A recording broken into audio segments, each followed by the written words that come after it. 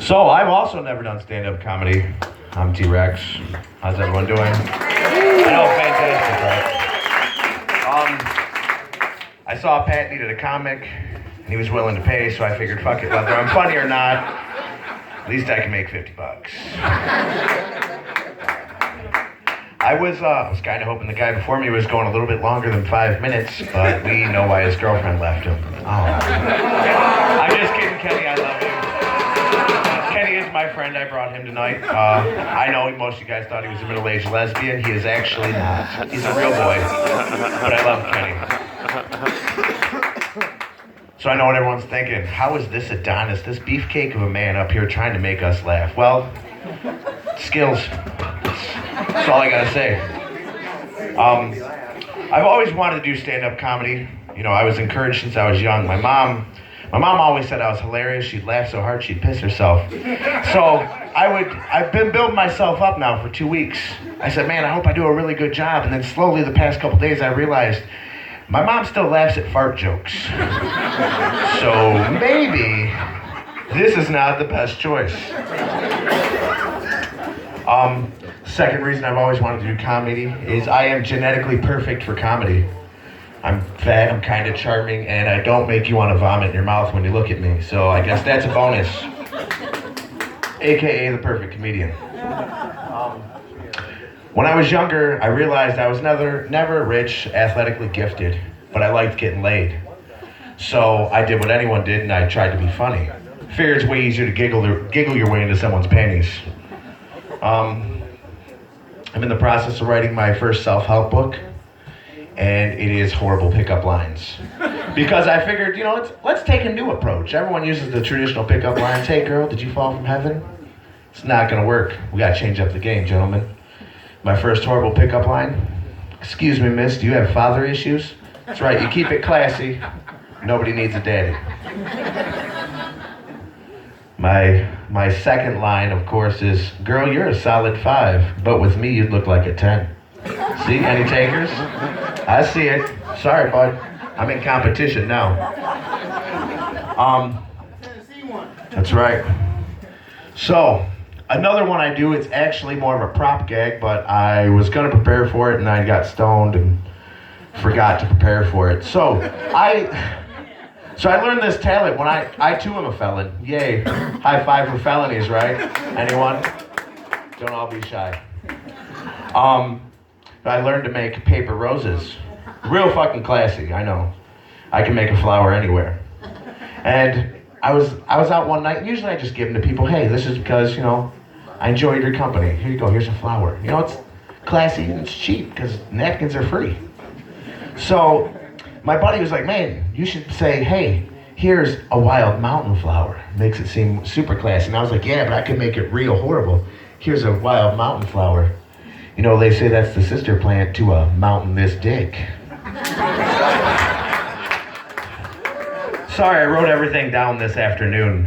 I'm super prepared, if you can tell. So, recently in my life, I became a bachelor. I'm 36 years old. I've never lived without a significant other. So you know what that means, right, ladies? Yeah, that's right. I invested a lot of money in paper plates and canned ravioli recently. Side note on that, thought I got a deal the other day at Kroger's. I'm paying for my 12 cans of ravioli. The cashier looks at me and says, you want a box for that? And I said, fuck yeah. So he caught them hands real quick. Needless to say, I'm not allowed in that Kroger's anymore. Apparently, I totally misconstrued the situation.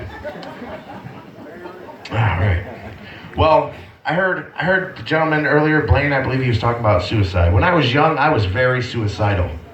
I was like all kids, you know, I'm gonna blow my head off, I'm gonna hang myself. Ask my mom, she yelled at me many times for it. I'm gonna kill myself!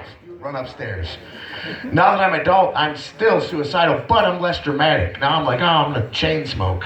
Fuck that 5 minutes. Wanna see how many Red Bulls I can drink today? A lot. Hell, I drive without a seatbelt, I don't give a shit. You know, it's a good time. So, like most men, I let my dick bring me into situations that probably is not the best for me. So I think it's a combination of not caring if I live and listening to my dick. Little side note, most guys have a nickname. Oh, it's my junk, this is my guy. You want to meet my boy? Mine has a full name. His name is Richard Ezekiel Hanley. It's funny, we don't have the same last name. Right. That way he gets all the accountability. It's not my decision. Oh man, that's my buddy. He has put me into some probably not wise situations. At one point in time, I let a hooker move in my house. True story. She rented a room. I was like, fuck it.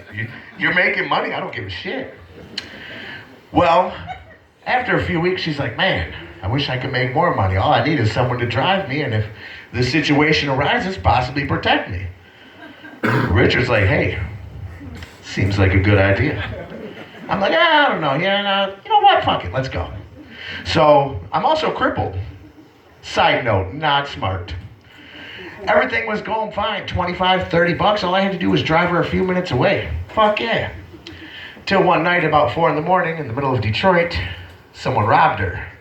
And she's like, you need to go get them. And I'm like, well, fuck. This is not how I expected tonight to go.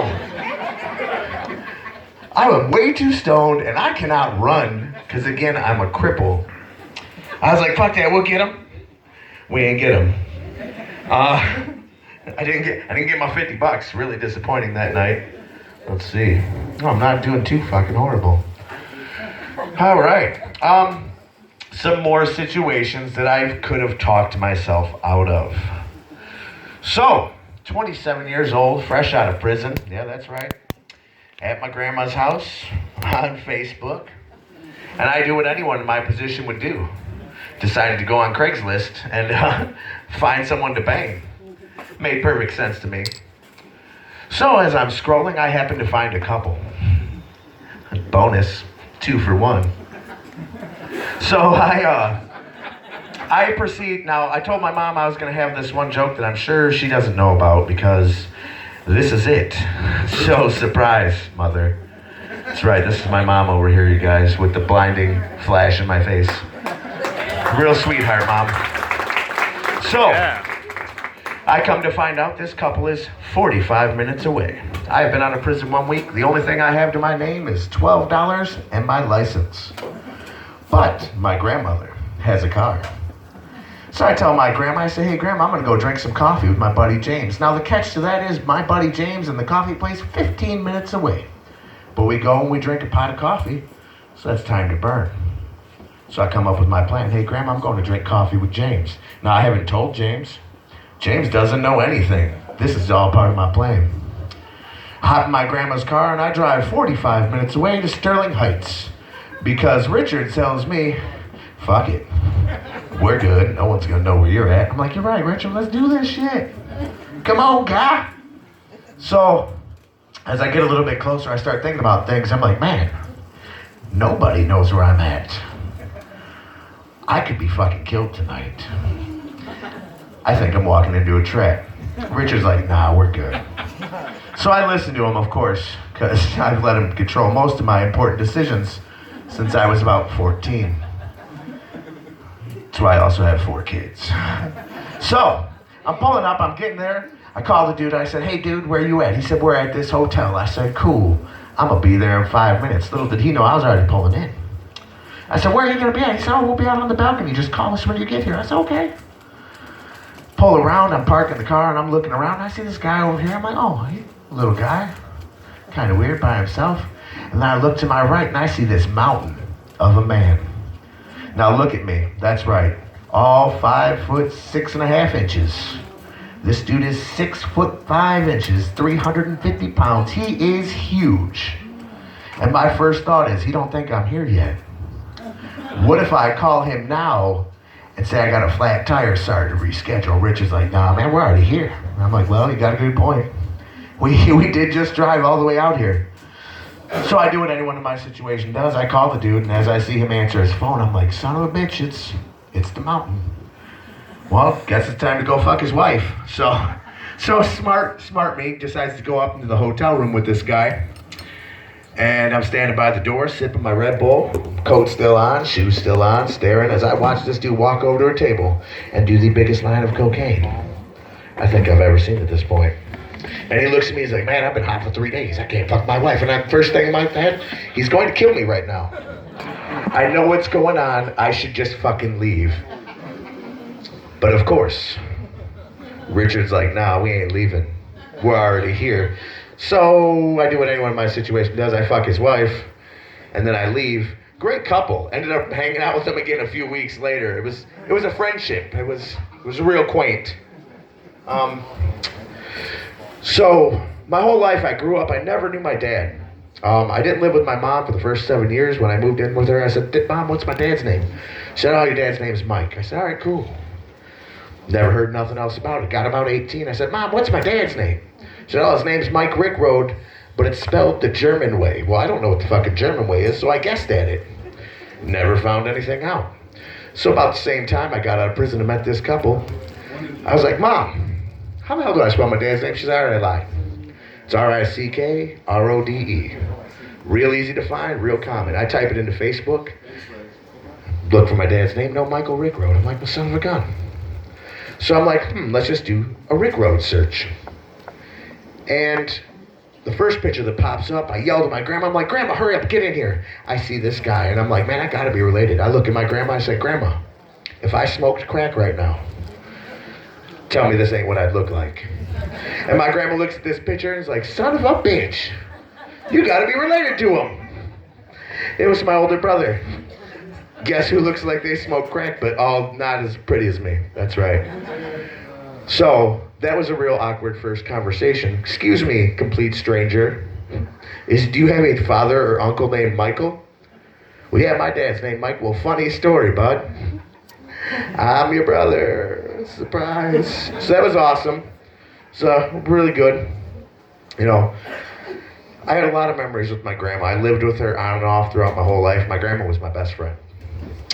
And my grandma passed away October 6th, 2018. Everyone loves her. She was awesome lady. Her name was Joy.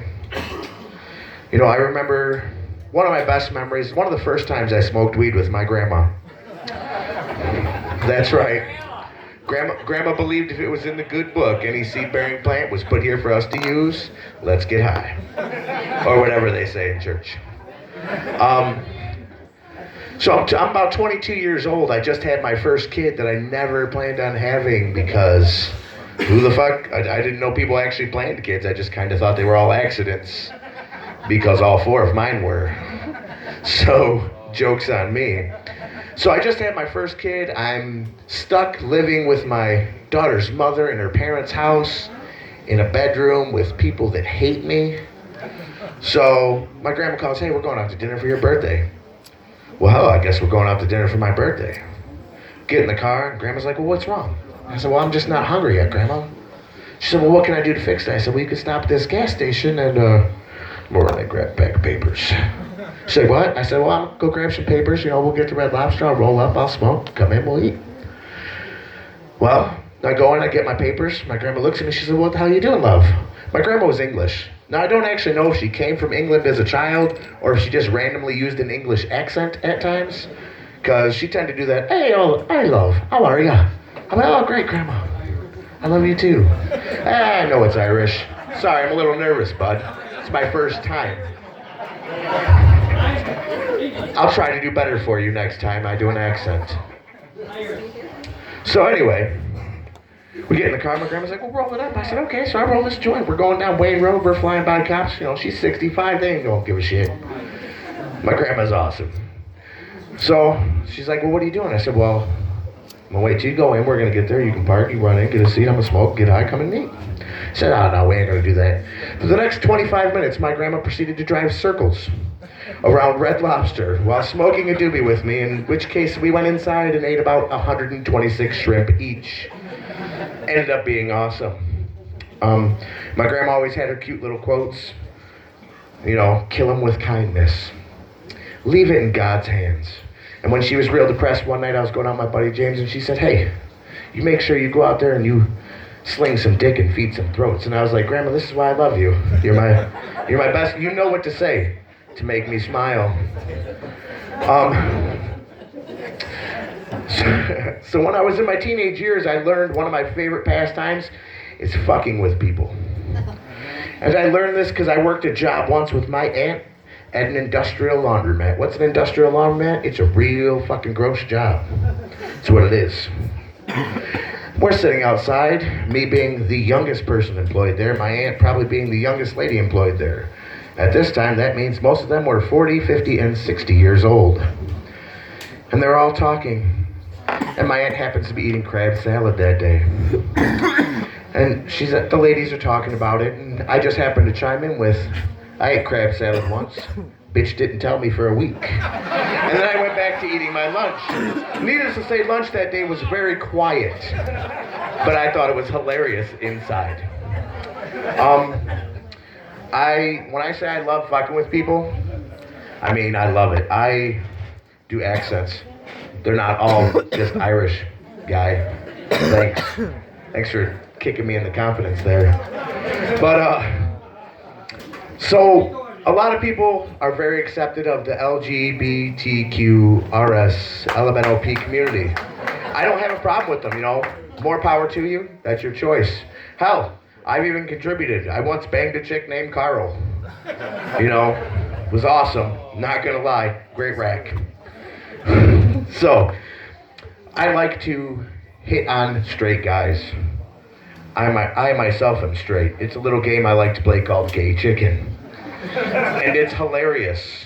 When I say I hit on guys, it's not like, hee hee hee, you're attractive. It's hee hee hee, you trying to mash heads. Do you know what docking is, sir? He's like, I know what docking is. Fuck yeah, docking. Sometimes I think it's real funny just look them dead in the eyes and say, what's up, dude, you trying to fuck? They don't know how to react. Most people don't. Makes it funny for me. Makes it awkward for my friends I go out with, who totally don't expect it the first couple times. And then they know. I went out with my friend Jocelyn once. There was a dude on the patio at a bar. And his girlfriend's talking to him. And I'm like, hey, Jocelyn, you want to see something real funny? So what are you going to do? So I lean, I put my lips against this complete stranger's neck, and I said, I'm just trying to get in on the action. He didn't find it as funny as I did. He was a little freaked out. I thought it was great. Let's see. Fuck, I'm not doing too horrible. Accents, I like to fuck with people. I won't do the Russian one, but this is Yuri. He's from Russia, mother country. He's a good guy. He's a superhero. He's half bear, half Russian. This is Yuri. I'm better man. I also do Irish all the time. And one time I went to a bar, and I convinced an Irishman that I was more Irish than he was. And this will be the story I end with.